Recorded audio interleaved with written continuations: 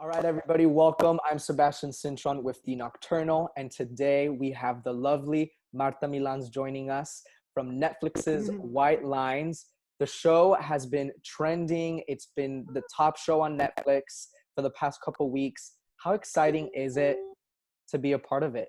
Well, it's certainly shocking because this is the thing with Netflix and all this streaming services is that until it comes out, you never truly know what's going to happen. So to see it just pop up to the top charts like right away and stay there since we aired, it's amazing. We're just so It's a happy about it. it's a great surprise. And now, for those people Yeah. that might not be super familiar with the show, can you tell us a little synopsis, and tell us more about your character, Kika? Well, White Lines is a roller coaster of emotions. It's a show set in the Mediterranean in Ibiza, and a Manchester DJ disappears, and his body appears dead at the beginning of the show. So it's a trip of all these characters from way back in the day and in the present time, figuring out what happened to Axel. And my character is Kika. I'm the daughter of this very powerful, sort of like mafioso family, and I befriend the Axel's sister, and together we sort of embark in this adventure trying to find out what happened to Axel. So that's sort of like the backdrop of the show, but it's like I said, it's a roller coaster of life. It's parties, it's music, is murder, is Big Little Lies meets uh, I would say Desperate Housewives with a twist of Spanish campiness and incredible photography and amazing electronic music. So it's everything that we cannot do right now because of lockdown, all ends in one show. So you have to watch it. 100%. We're watching it, and we're just living, and we're dancing, and we're just pretending we're in this beautiful island. It is a beautiful Yeah. it is a beautiful backdrop, I have to say that. What was it about the role that attracted you to the project? Was it the character or the script? Well, everything, listen, anything that Alex Pina writes for you, you cannot say no to. And when he called me to present the role of Kika to me, with my eyes closed, I would do anything he asked me to. He's a brilliant, absolute genius. And I had already worked with him on this other show he did right before White Lines called The Pier. And because he had gotten to know me and we had gotten to work together, um, I felt like I really knew where to take me with this character. So Kika is pretty much an extension of me without the extreme craziness. I'm Spanish happy crazy, but not too crazy. um, so what really baffled me about the role is that she is. This is a show that usually we're used to watching families fall apart in a show in the entirety of a season. Right. And this show, Alex Pina approached it differently. He started with a completely fallen apart family, a broken family that is trying to reconstruct and go build themselves back into being some sort of family unity. So I think it's interesting. It was interesting for me to join the team and try to see how is Kika going to approach all these things that her family have done to her, whether directly or indirectly, and how is she going to cope with that and still bring herself back up to running the family, because that's what she eventually wants to do, is run the whole show. Right. So I find it the arc of the character is quite interesting as far as personal challenges that Kika has to confront. Right. And now, was there anything that you did to prepare for this character? Because I know the show style, there's a lot of switching back and forth between present and the past. So Yeah. one question that I had for you was, um, did you also ever get to work with Tom, and interact with the Axel, or was it just the young Kika, Zoe, who Oh got yeah. to work with him? No. Well, listen, we all became really close. The entire cast became really close very quickly. And I grew up in Ibiza, Okay. actually, and my family has a home there. So when we were filming in Ibiza, I had a bunch of the cast stay with me and really and really spend time together. And it was wonderful because we really bonded in a truthful way that I think informs the reality of the story, as far as the characters both in the past and in the present. Mm-hmm. And in the case of Axel with me, Tom, who, as you can see, is just beyond brilliant on the show. Even though, you know, I'm the older Kika in a way. Right. So, but it was because we got to spend a lot of time together and really get to know one another. It really informed how I remembered him as Kika in throughout the show. I'm constantly referencing back to him. Right. So I think it organically happened like that, that we bonded in that way, which allowed to inform the history of the character more truthfully. And I think you can see that on screen. Yeah, and that kind of brings me to my next question, because was there any collaboration between you and Zoe, who does play young Kika, in bringing this character to life, or did you just both each put your own touch to the character, her the young one and you the older version, or did you guys talk about what you wanted? I told her just because the show starts with me. I mean, the older Kika, or the not so young Kika. um, but so I kind of informed her of the trajectory that I had chosen to do with Kika, just because I am the adult version. Right. So in a way, she has to live up to whatever it is that I did with my life. The only thing that I feel bad for her is that they needed to put green eye contact on her to try to match Oh. my eyes, and she really, poor Zoe, can't stand. I mean, her vision is perfect, unlike mine, because I am really blind, and she really struggled with the contacts because she couldn't really see very well, and it would itch her eyes. And in the Oh scene, God. the introduction of her character, when we're going around the tower, and I go see Axel, and then it pans back to her, a young Kika.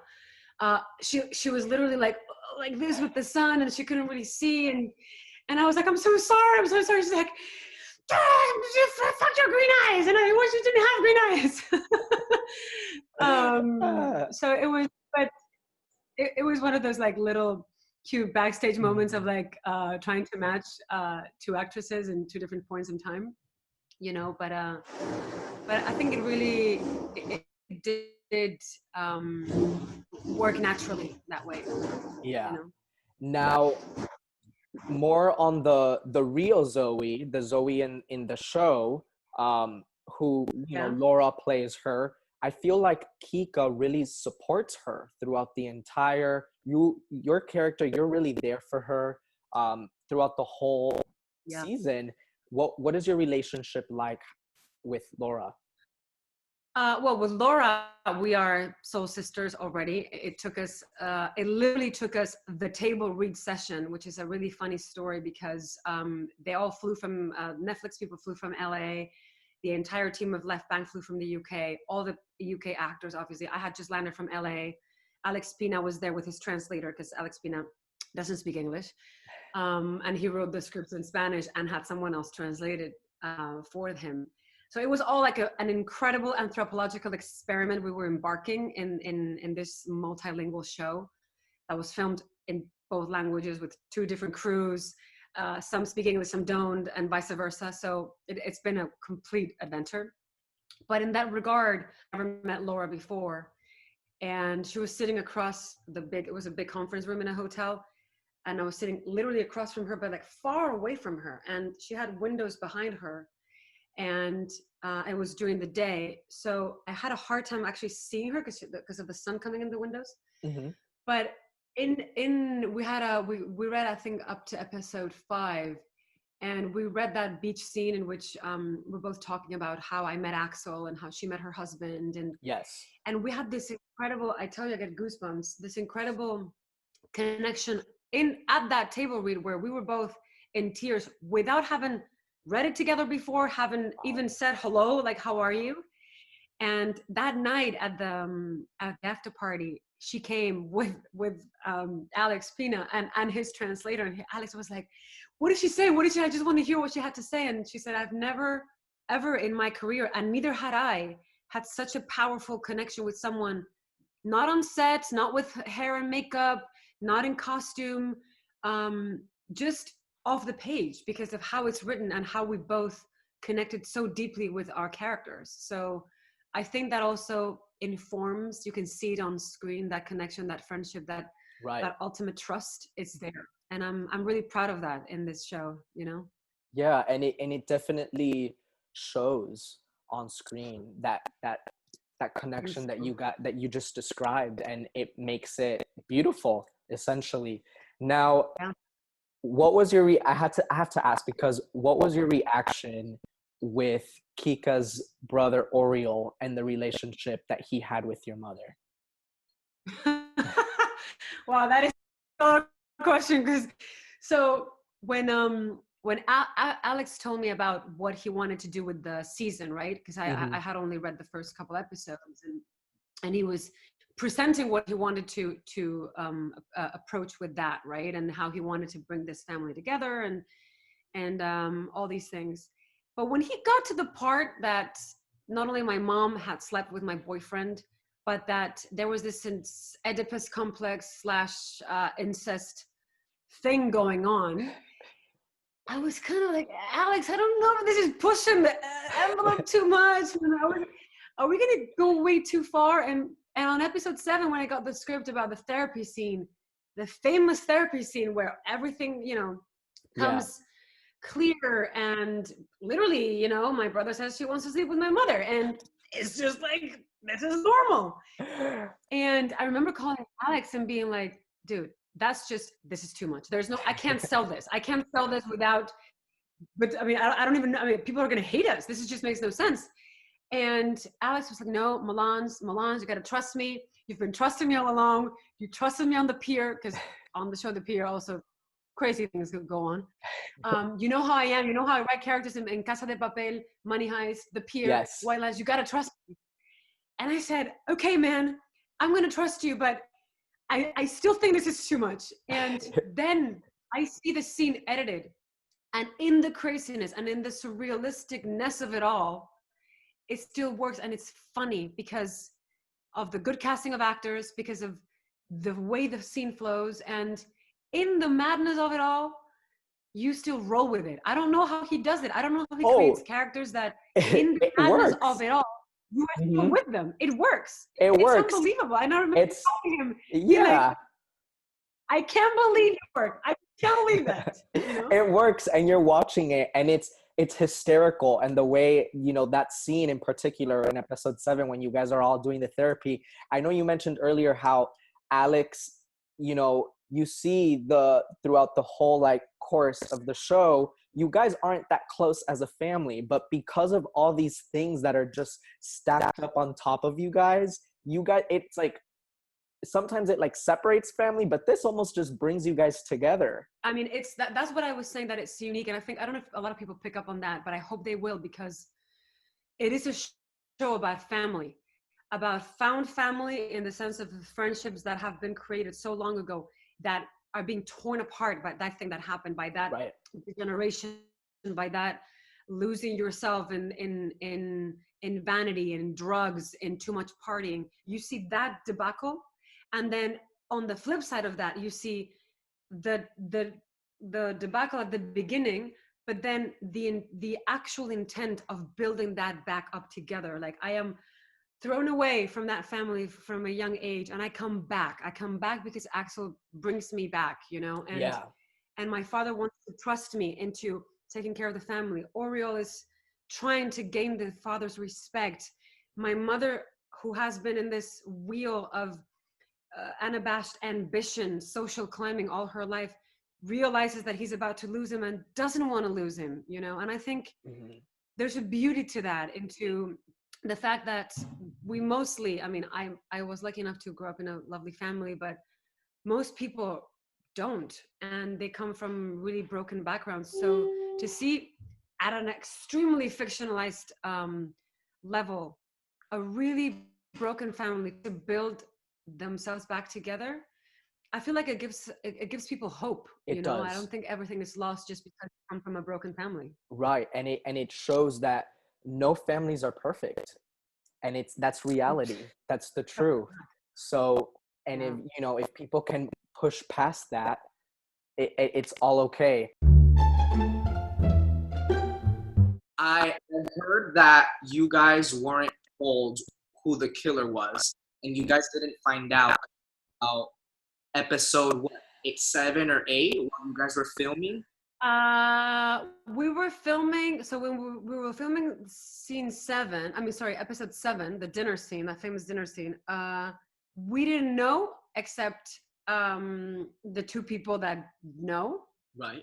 The two. I mean, I can say it. No, can I say it? Yeah, you can. Yeah. So I didn't know that both Angela and Danny had been told that it was Anna and with the help of Marcus.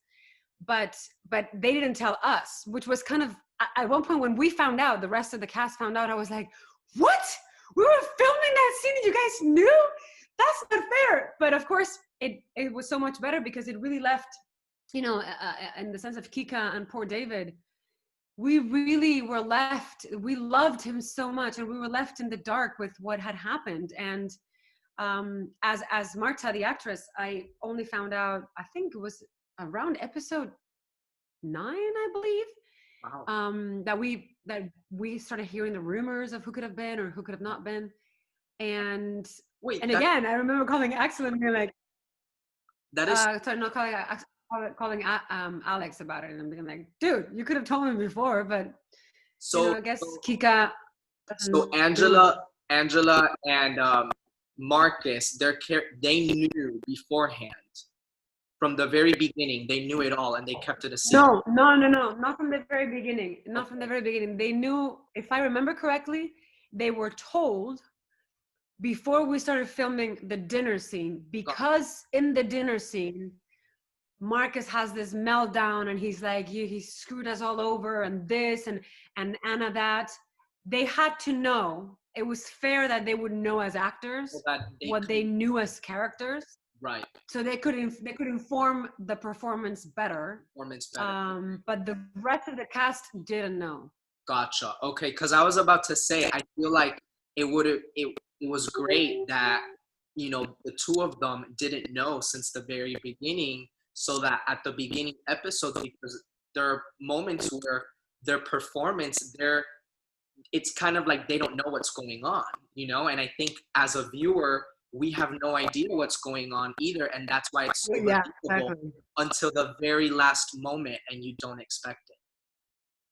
Yeah. So, you don't expect it, and then I just, it's so brilliant how they're left. She's left alone, marrying this douchebag by herself. None of her friends are there. Her poor overweight daughter is there eating an ice cream. She, like, the true loneliness of betraying your soul at a deep level and the consequences that brings. I think that's a very important moral of this story, because when Alex told me about the show, and I grew up in Ibiza, I said, I don't want to do a show that's just going to glorify the party, just to glorify drugs, sex, alcohol. I just don't find that interesting. I feel like that has been done and beaten down the path so much, especially in Ibiza. So if there's a moral of the story, if there's a message that we're trying to transmit to the viewers and to especially younger audiences, talk to me about that, and you have to wait until you see the whole season, but at the end, the message is there, is betraying yourself, is really going down the path of vice just for the sake of vice, will destroy you. And you see it in Anna, you see it in David, you see it, of course, in Axel, how badly he ends. So I'm really proud of the message that this show tries to convey. It really, absolutely. You see it up until the very last moment. You see it with the characters. Now, I know there have already been talks of a season 2. I know there's already articles, there's things going on. Do you have any inside secrets, anything you can spill about the status? I wish. We're crossing fingers and toes. Listen, waking up to number one on IMDb in the world this week, and waking up to daily news of like what another country that we just went to be number one, only gives us hope. You know, I did speak to Alex a lot about where the story would go into season 2 and what would happen with Kika or things like that. But other than that, I'm still waiting for the news as much as you guys. Is there anything that you would like to see happen for your character? Is there anything you would like to see Kika go through? I would like to see the scene in the hospital where I find out that she had been sleeping with my boyfriend and giving him money to leave, and it truly, she's so at this point baffled by how her mother is in general, but in this instance how everything but a mother she was to her, you know, and she does say something to her that to me to this day stays with me when she's like, I don't want the truth from my mother. I want my mother to protect me, right, to feel like I have that protection in a parent, and Kika never had that, not with her dad, not with her mom. And I feel like if I would love to see, first of all, I would love for her to run the Caliphate show and run the cartels and run, you know, become the next Reina del Sur, you know, Queen of the South. That's one thing. Queen of the South, that's one thing. And second, I would love to see her reconstruct her love for her parents, see if that is impossible, to forgive her mom and rebuild that trust. So we'll see if they dabble in that. I love that. And now really quickly before I let you go, I know we've been talking for a minute now. I don't want to keep you here so long. Recently, with all the violence that's been going on in Minnesota, I know you posted on your Instagram a post. I would love to ask you, you know, how you feel regarding that, because you did post about it. Well, I grew up in Spain, and Spain is primarily a white country. And it wasn't until I moved to this country that I love so much, and I recently just became an American citizen. Congratulations. I thank you. And I love country stands for. I love the fact that the American dream does exist. It did exist for me. I came with I didn't have a family here. I didn't have any contacts. And I worked my butt off to get where I wanted to go. And I was granted opportunities, you know, and I feel this country still stands for that. So when I've been so lucky to have been given all those opportunities for many reasons, and I see in this same country that not happen to other people just because of the color of their skin, it brings me to tears, and it makes me question humanity, you know. But at the same time, I believe there's more good people than bad people, and hopefully that ignorance, because it's at the end of the day, it's just ignorance and it's fear of things that you don't look familiar to you. Right. I hope we will be strong enough and wise enough one day soon to overcome that fear, because we're better than that. This country is better than that, you know. You couldn't have said it any better. I completely agree. And I think it's wonderful that you're using your platform and your voice as an actress to speak out on issues that, you know, pertain to this country. And even though you are Spanish and you're now a US citizen, it's fantastic, because at the end of the day, you know, we're all in this together and we all need to speak out. 100%. We have to stand up for our brothers, sisters, whatever their heritage, whatever the race, whatever the ethnicity, we have the same blood pulsating through our veins. That's it. Period. Yep. Thank you so much. All right. You're welcome. Thank you for your time. Yes, thank you so much. Thank you so much for joining us. Everybody, make sure to watch White Lines on Netflix if you haven't done so already. Marta, muchísimas gracias.